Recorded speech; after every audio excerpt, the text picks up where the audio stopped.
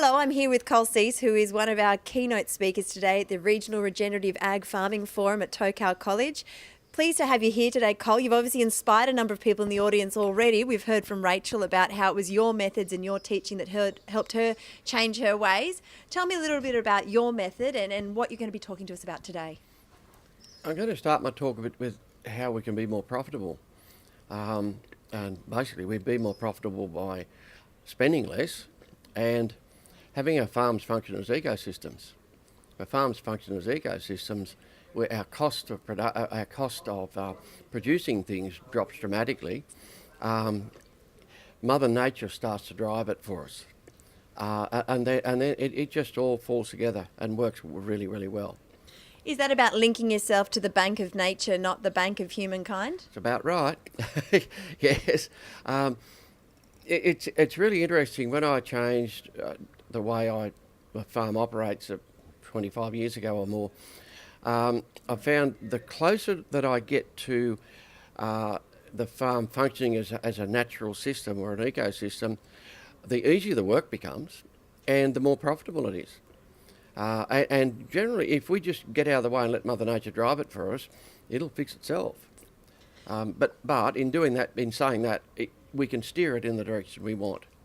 We're in the midst of a drought here in the Hunter Valley, and we've already heard today from a number of speakers who said by changing their ways and changing their methods, they've made better use of the available water, they've got more pasture available, and their livestock are turning off in a better frame. How is that possible? People are sitting at home and be wondering, how is that possible? I'm in a drought, things have never been worse. How can I turn it around? Yep. I actually changed after we got burnt out in 1979, a major bushfire. We lost almost all of our sheep and all the infrastructure. That made me change. But it's about plants and more plants, and which is species diversity, and managing those plants. But the plants will fix it for us. We seem to think that fertiliser will fix it or pesticides will fix it. No, they won't. We'll just spend more money doing that.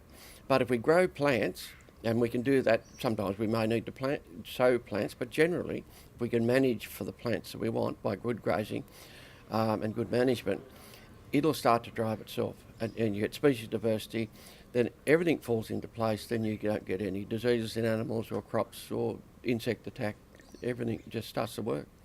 So where do they start? If they're looking at bare earth at the moment or as close to it and you're feeding out livestock and it's pretty tough, where do you start to make those changes? Very difficult to change when you're in a drought now. We've got to get through that.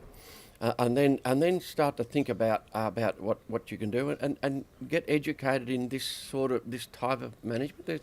There's a lot of courses around, and hopefully LLS will put a few more things on like that of how we can do this better and more profitably. That's the way to go. You just got to get through this dry time now and then think about it and then try not to get into that situation again. Does it take 25 years or can you see those changes in short term as well? No, we can make these changes very quickly.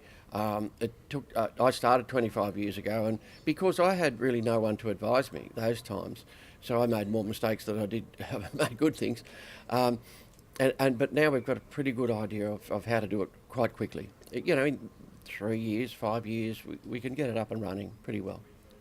And if you've got one take-home message for people at home to think about how to start on this journey, what would you say? Get educated in these manners. We don't need great heaps of fertiliser and pesticides. We just need to learn how to get our pastures and our farms functioning as grasslands, as natural systems. That's great. Thanks for your time today, Col.